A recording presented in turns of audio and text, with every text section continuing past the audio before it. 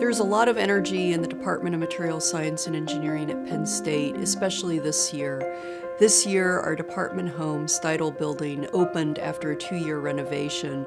There's tremendous excitement as our faculty and students moved into this renovated space, and the high-tech laboratories and the very welcoming student lounges and other spaces for meeting and collaboration and interdisciplinary interactions have really energized our department.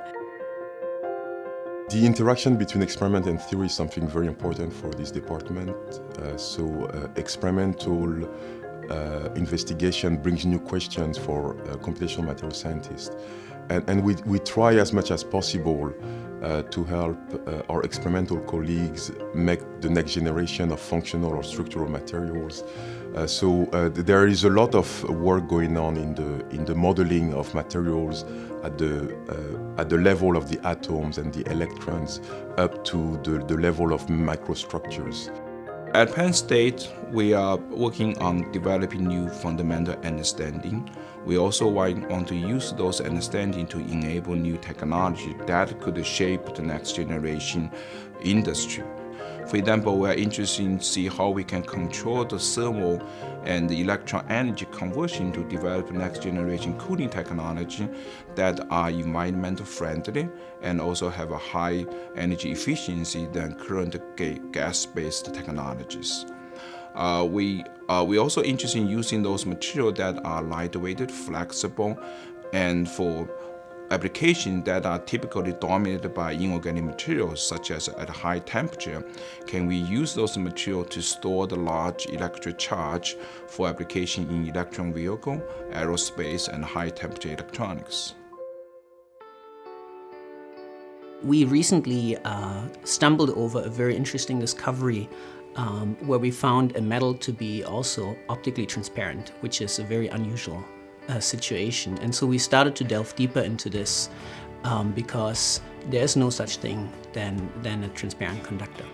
In this class of transition metal oxides, there's going to be a lot of discoveries to be made if the quality of the material is much better than we've currently been able to achieve. So that's a lot of excitement because it means that you will see new things that nobody's seen before, and it's at your fingertips. In material science and engineering at Penn State, we're really at the cutting edge on several fronts, including two-dimensional materials beyond graphene. Penn State was recently awarded a grant from the National Science Foundation to establish a user facility for the synthesis of two-dimensional materials. It's called the Two-Dimensional Crystal Consortium. We also have other centers focused on areas of energy and cyber science. We have a center devoted to additive manufacturing. Penn State has the DARPA-run Center for Innovative Materials Processing through Direct Digital Deposition, which is SIM3D. So this is a huge additive manufacturing center at Penn State that enables us to try out the different technologies for fabricating additively manufactured components with metals, ceramics, and polymers.